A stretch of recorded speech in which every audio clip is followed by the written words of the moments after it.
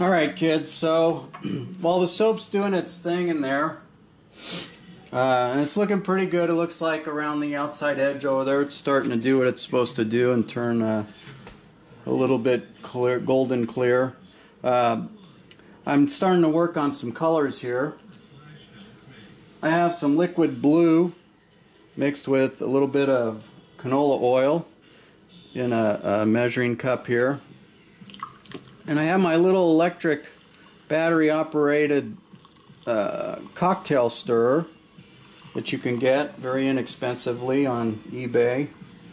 I use this to stir up my color here, and try to remember that with 5 pounds of soap you need quite a bit of color. So don't be shy to put a little color in your soap. Make it fun.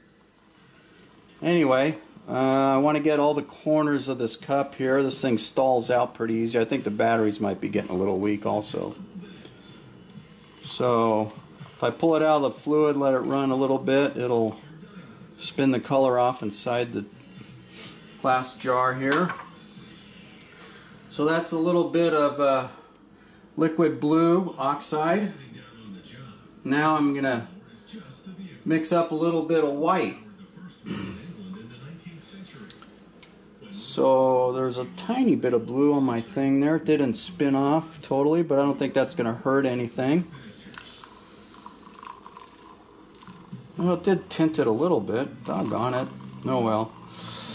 It's only soap, so don't get all freaked out if there's a little something that doesn't go just how you want it to go. I'll mix this up. Hopefully you can see that okay. Doesn't take a lot of stirring. I have a little less white in here. The side of this thing says, well, exactly 1 ounce. Well, 3/4 of an ounce, I'd say. Most of that's probably 50-50 with the oil. Spin off the excess here. And then the blue is about, well, that's more like exactly 1 ounce. So there's 1/4 of an ounce more blue than there is white. Sometimes it takes quite a bit of color when you're making this hot process type soap with wine, especially with the darker wines. A darker wine, like a red wine, will turn your soap almost a heavy brown color. And in order to color a heavy brown color, you need a lot of colorant. Sometimes I'll use the white to lighten up an area of soap and then put my color in the white, because you can recolor the white a lot easier than you can color the dark brown, if that makes any sense. So all depends on what you want to do. The soap is just fine without any color. We'll talk about the fragrance pretty soon. But for now, we're going to let this cook. It looks like it's doing what it should do. I don't know how long it's been. 5, 10, 15 minutes, I don't know. I'm not into timing every little thing. So anyhow, here we go. Be back in a second. Alright kids, so as you can see, we're gaining some progress here. We have our little Vaseline stage thing starting to happen. You could see that you have 3 colors here. You have the light tan color, which is our original mixture. We have the light gold, which was the early conversion to our Vaseline stage. And then we have the darker Vaseline color along the outside edge where it's hottest. So I truly believe a little more heat is better than a little less heat when you're doing this. Just from a novice standpoint, I don't claim to be a soap expert by any means. I'm learning. And maybe that's one reason why these terms aren't coming to me real quickly. Or maybe I'll just make some of my own up, because I think that's what somebody else did way back when they said Vaseline stage. Whatever. but you got to have a way to identify it for sure. Anyhow, we're going to let this brew for a little while longer. Like I say, I don't keep track of time real closely. It's been half-hour-ish. But we'll come back. We're going to let this fold itself over on itself. All this outside area here will fold over into the middle, all the way around. And then when we don't see anything in the middle that's this original tan color, then most likely our lie's been all converted and the soap is safe. Although we like to season our soap for 2 to 3 weeks after it's made, even though it's hot process.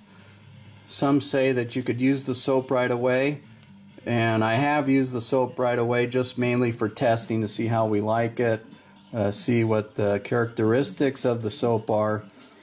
But the soap seems to mellow with age, just like fine wine, and we feel it's not quite as harsh. Some of the stronger scents go away after 2 to 3 weeks, and the soap is just a much better product then. Anyhow, so we're going to let this cook some more. We'll be right back with you. You can see it's swelling up higher. It's a little dicey to make a 5-pound batch of soap in a crock pot, but you just have to keep an eye on it. I've never had one boil over, knock on wood, and hopefully this one won't either. Okay, it's coming along nicely. In case you're curious, we're at 164 degrees on the soap. Let's talk about the fragrance oil real quickly. So I'm using berry wine fragrance oil. It's 142 degree flash point on the fragrance oil. That's important to know. If you introduce your essential oil or fragrance oil to your soap at too high a temperature, then the fragrance oil or your oil will flash off. And basically, flash is a fancy word for evaporate. So it'll evaporate off, and you end up losing all your oil, and you have no scent. So I'm using berry wine. You're not going to find the exact fragrance oil, most likely, to match the type of wine soap that you're making. So you make do. Berry wine would be for a dark wine made out of berries, haha. This is a white wine.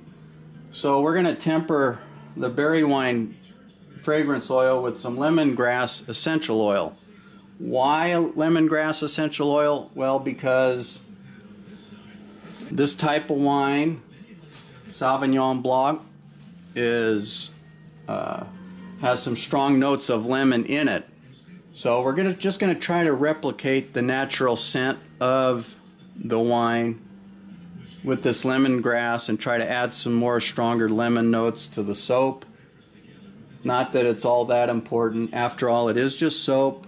But hopefully we'll come up with a nice mixture. With a 5-pound batch of soap, you have to use quite a bit of fragrance oil if you like a nice strong fragrance like I do. I have the fragrances already mixed in this little oversized shot glass. There's a total of 3.5 ounces in here. Mostly berry wine. So 3 ounces or 2.75 ounces of berry wine. The balance is the lemongrass. So we've got that mixed together, ready to introduce into our soap when the time is ready. And we'll see how it goes. Okay, kids, so let's check this soap out. Looks like it's maturing very nicely. We have your Vaseline stage. Don't know why I don't really like that name that much, but that's what people know it by, so whatever. The soap is about 163 or so, 167. It's turned over on itself. We don't see any more of that light tan color in the center.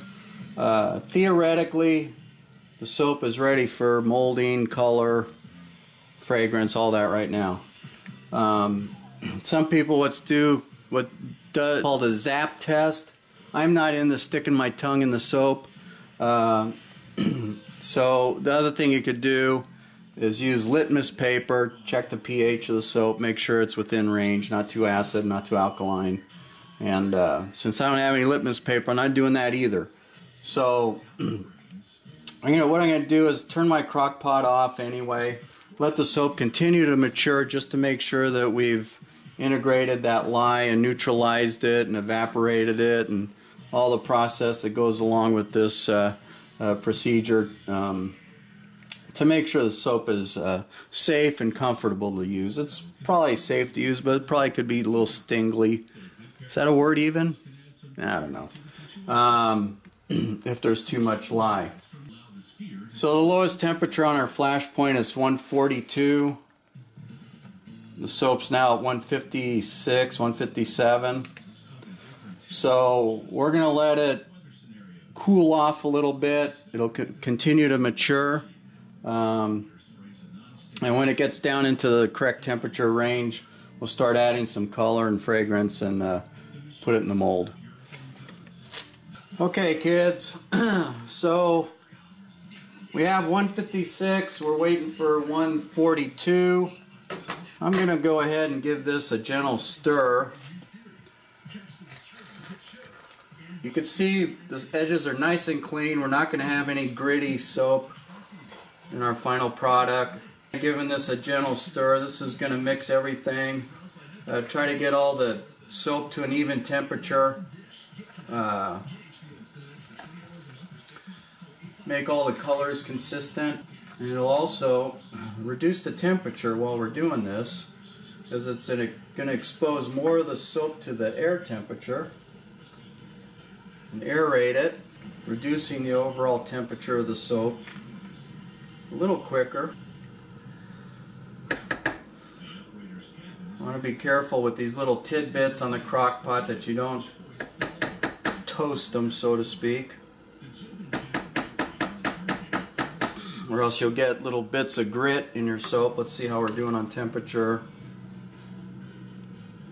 Okay, well, I'll jump back up, making a liar out of me. It's 174 now. I forgot that the soap on the bottom is going to be much hotter than the soap on the top. So now we've brought some of the soap from the bottom to the top and kind of mixed it all up.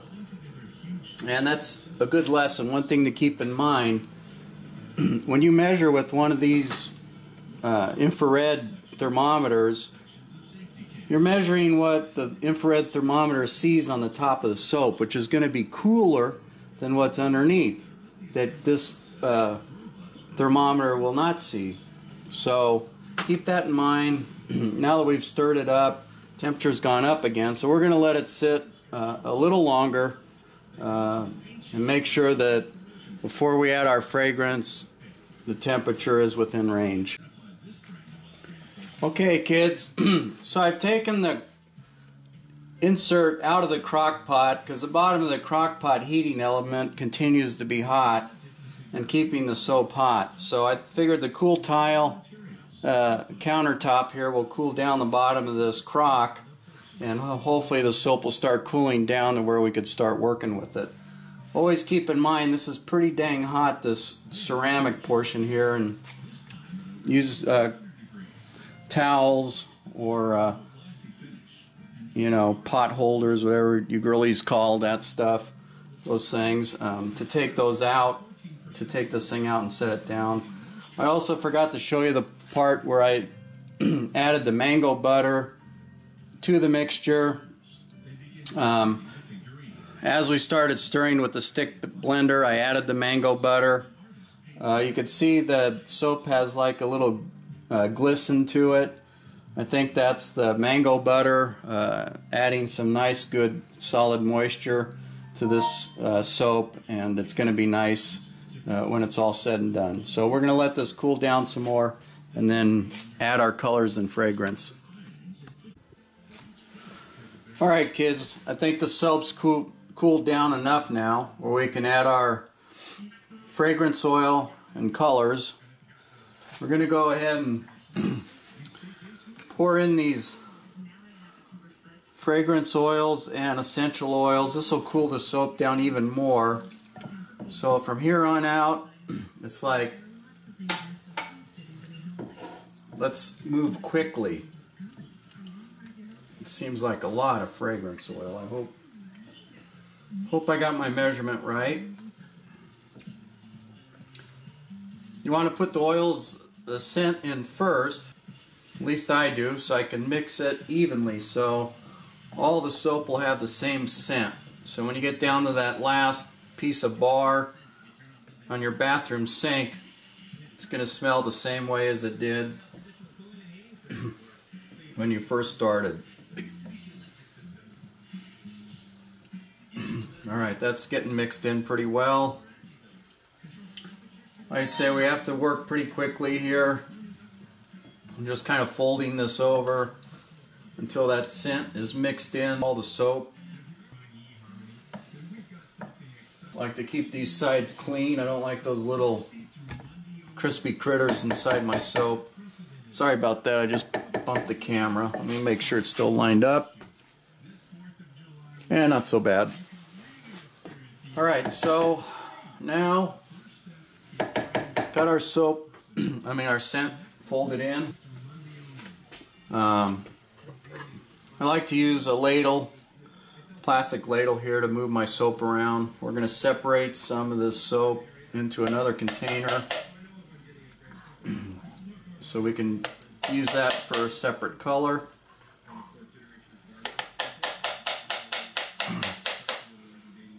That's not quite a third, I don't believe, but that's about how much I want. Everything doesn't have to be proportional. Just make the soap the way you want to make the soap, not the way you think other people want you to make the soap. Does that make sense? Anyway. Alrighty, so the other thing we can do is we have our mold over here.